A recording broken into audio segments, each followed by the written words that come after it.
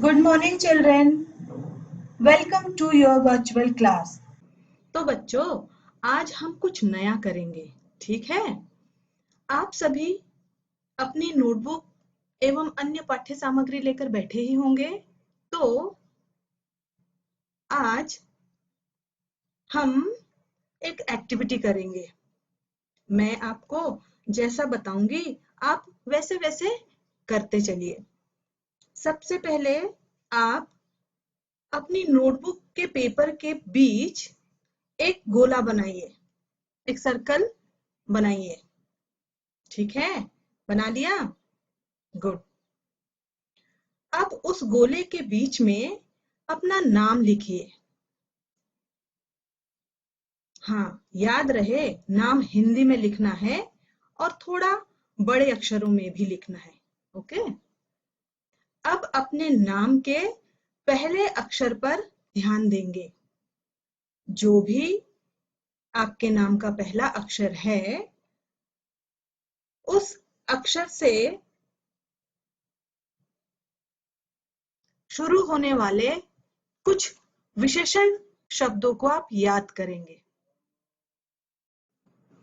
बच्चों, आपके नाम के पहले अक्षर से जो भी अच्छे अच्छे विशेषण शब्द आपको याद आते हैं, उन शब्दों को अपने नाम के साथ जोड़ते हुए वाक्य बनाएंगे।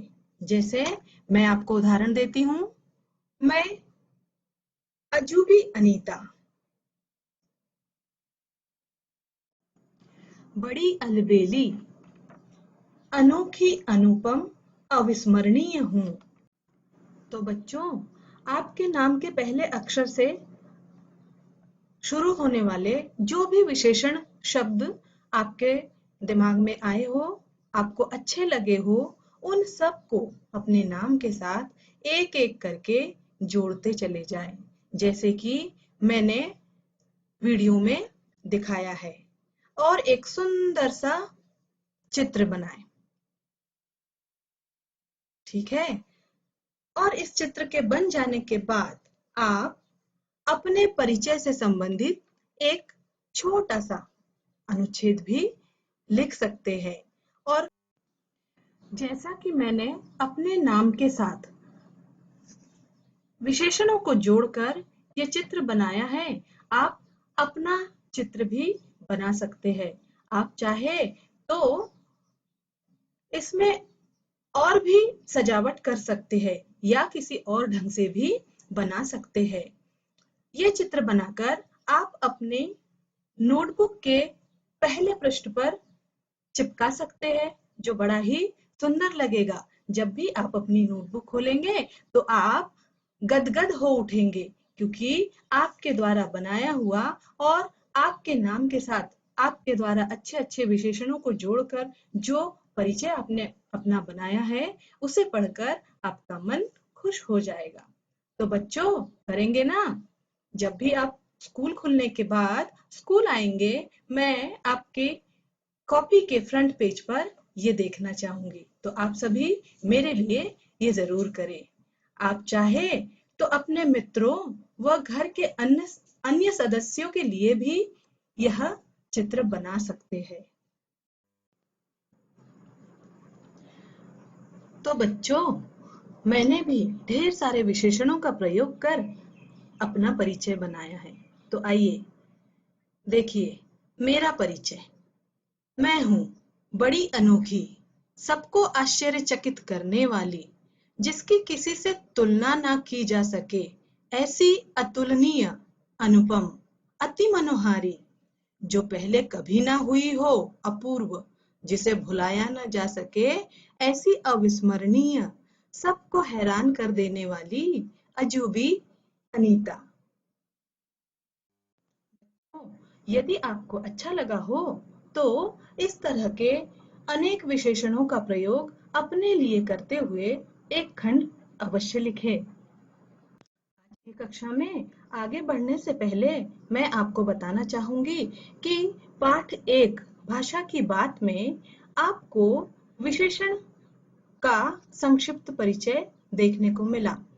आज की कक्षा में मैं आपको विशेषण पढ़ाऊंगी, जो कि व्याकरण के अंतर्गत आते हैं। विशेषण पढ़ने से पहले मैं आपको बता देना चाहूंगी कि आपके कक्षा 8वीं के हिंदी पाठ्यक्रम में वसंत भाग 3 के साथ हिंदी व्याकरण और रचना कक्षा 8वीं की पुस्तक भी है, जिसके कुछ अध्याय आपके पाठ्यक्रम के अंतर्गत आते हैं, जिसमें से एक है विशेषण। चूंकि पाठ 1 की भाषा की बात के साथ ही हम व्याकरण में दिए गए इस विषय पर आज चर्चा करेंगे। तो देखते हैं आज विशेषण। बच्चों, विशेषण से आप भली भांति परिचित हैं। पिछली कक्षाओं में आप विशेषण के विषय में पढ़ चुके हैं। कक्षा 5, 6 और 7 में आपके पाठ्यक्रम में विशेषण दिया गया था। तो बच्चों, विशेषता बताने वाले शब्द ही विशेषण कहलाते हैं, अर्थात जो शब्द विशेषताएं बताते हैं वे विशेषण होते हैं, जैसे लाल फूल, हरे पत्ते आदि। यहाँ जैसा कि आप जानते हैं, फूल शब्द संज्ञा है और इसकी क्या विशेषता है? फूल कैसा है? लाल है, अर्थात लाल शब्द विशेषण है।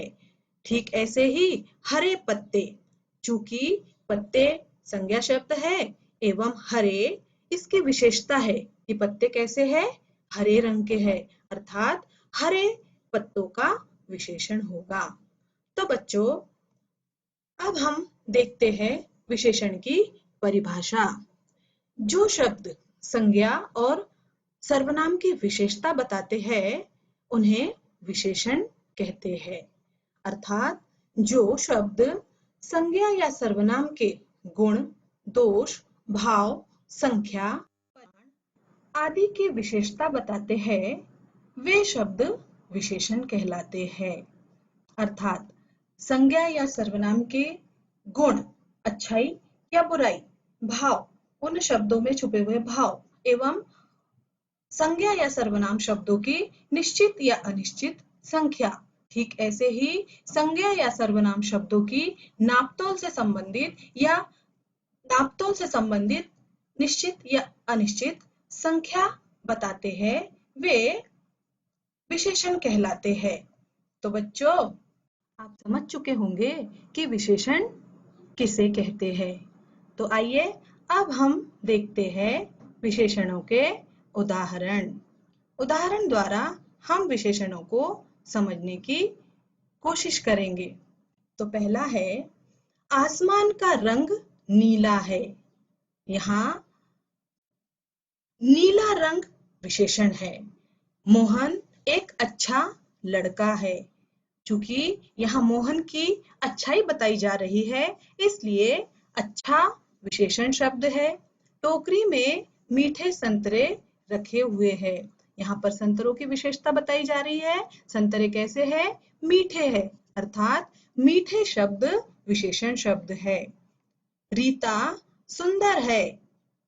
यहाँ रीता की विशेषता बताई जा रही है कि रीता सुंदर है, अर्थात रीता के लिए सुंदरता विशेषण का प्रयोग किया है।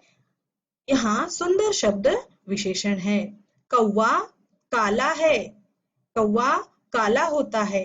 यहाँ काला विशेषण शब्द है जो कि कौवे की विशेषता बता रहा है। बच्चों, आप विशेषण के बारे में जान चुके हैं।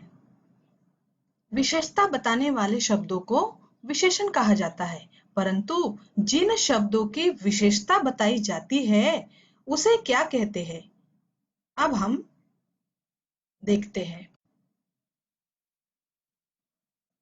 जिस संज्ञा और सर्वनाम शब्द की विशेषता बताई जाती है उसे विशेष्य कहते हैं। विशेष्य को विशेषण के पहले या बाद में लिखा जा सकता है। तो आइए देखते हैं विशेष्य के कुछ उदाहरण। जैसे आसमान का रंग नीला है। यहाँ नीला विशेषण है, परंतु ये नीला रंग जो है वो किसकी विशेषता है? वो है आसमान की। अतः आसमान जो है वह विशेष्य है। दूसरा वाक्य, मोहन एक अच्छा लड़का है। चूंकि मोहन कैसा लड़का है? अच्छा लड़का है। अच्छा यहाँ विशेषण था, परंतु इस अच्छा विशेषण के साथ संज्ञा शब्द है लड़का, अतः लड़का जो है यहाँ पर विशेष्य है। टोकरी में मीठे संतरे है। यहाँ पर संतरे मीठे हैं अर्थात मीठे विशेषण है एवं ये विशेषता किसकी बताई जा रही है? संतरे की, अतः संतरे शब्द यहाँ पर विशेष्य है।